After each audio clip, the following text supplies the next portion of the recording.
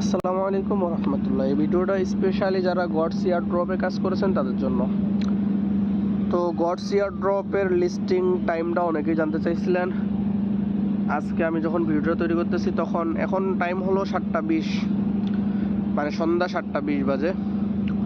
তো আমি উইথড্র করছিলাম বিটগেট ওয়ালেটে। দেখেন আমার এখনও উইথড্রটা প্রসেসিংয়ে আছে।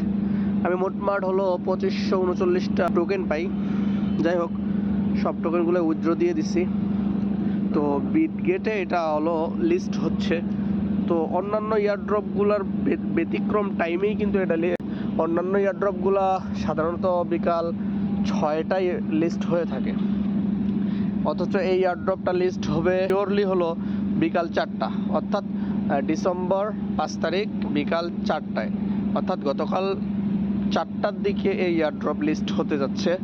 মানে গডস এয়ারড্রপ, তা হলো বিটগেট, কুকয়েন, এরকম 6টা না 7টা যেন এক্সচেঞ্জ আনছিল। যাই হোক, যারা বিটগেটে উইথড্র দিচ্ছেন আপনারা কি টোকেন পাইছেন কিনা কমেন্টে জানাবেন।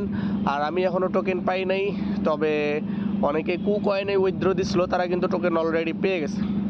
তো কারো কোনো প্রশ্ন থাকলে অবশ্যই কমেন্টে জানাবেন, আমি সবার উত্তর দেওয়ার রিপ্লাই দেওয়ার চেষ্টা করবো। আর মাত্র 20 ঘন্টা 38 মিনিট টাইম আছে। অর্থাৎ প্রাইস কেমন হতে পারে এই নিয়ে এখনও অনেকেই দ্বিধাদ্বন্দ্বের মধ্যে আছে, কারণ এটার প্রি মার্কেট প্রাইস যে খুব একটা ভালো তাও না।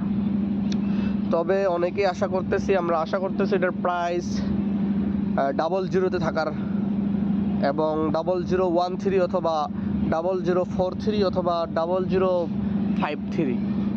0053 এটা হবে সব থেকে বেস্ট, মানে হাই প্রাইস এটা আসতে পারে।